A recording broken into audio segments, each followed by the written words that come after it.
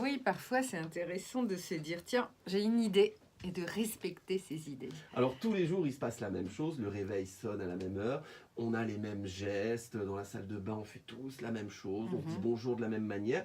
Est-ce que ça, il va falloir un peu Alors changer la routine, l'exploser, oui, ouais. changer la routine va nous permettre justement de remettre d'autres et de stimuler notre cerveau, puisque on parle beaucoup en thérapie de sortir de sa zone de confort.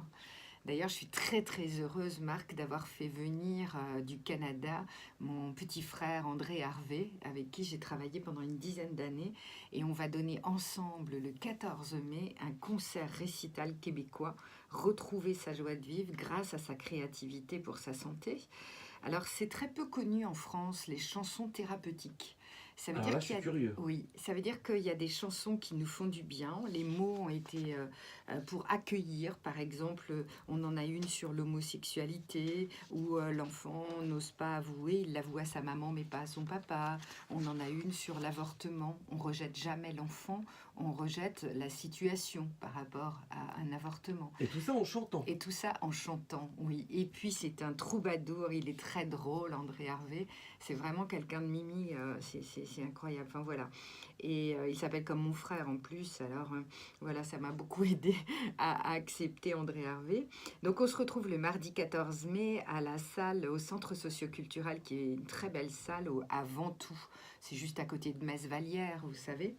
Et l'idée, c'est justement, on va se paxer pour la soirée, André et moi. Et l'idée, c'est que cette conférence en chanson, moi, je vais l'expliquer de manière thérapeutique.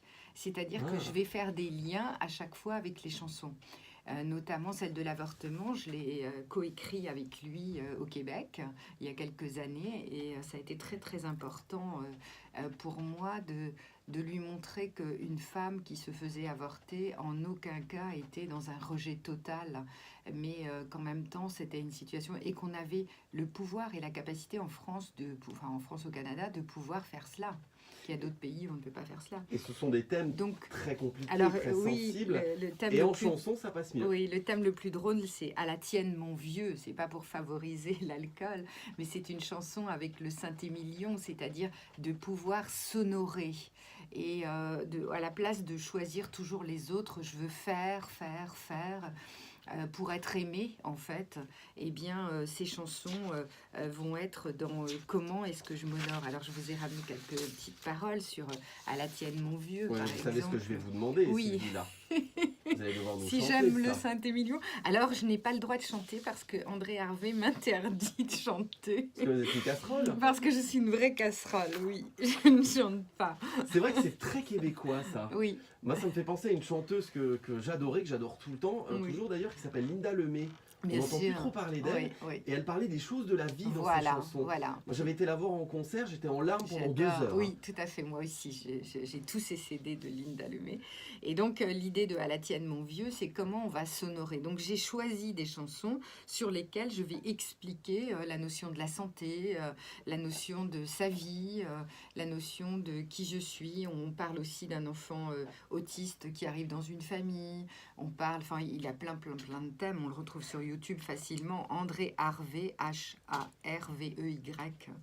Et voilà, alors c'est un plaisir je vais le recevoir le 14 mai Avant tout. et le soir on sera au centre socioculturel de Ventoux. Oui. 14 mai, 19h45, Oui. réservation en allant sur francebleu.fr, la page émission La Vie en Oui, Bleu.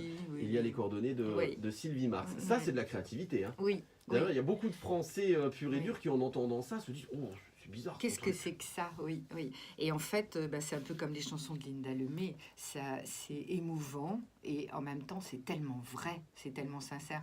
Sauf que cette sincérité, elle passe par l'humour. Vous savez, Marc, quand on dit les choses et qu'on les dit avec humour, moi, j'avais un de mes maris, puisque j'en ai eu deux, j'avais un de mes maris où parfois, je l'appelais un peu Schtroumpf grincheux et je partais le matin et je lui disais, je suis vraiment ravie que tu sois avec un grand sourire comme ça, que tu sois très heureux que je parte travailler.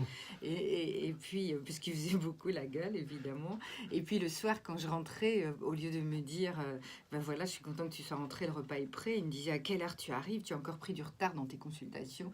Et je lui disais, mais qu'est-ce que je suis contente comme tu m'accueilles d'une manière vraiment sympa. Et du coup, évidemment, ça le faisait rire. Et c'était plus intéressant de le dire comme ça. C'est ce que j'explique souvent à nos auditeurs, auditrices.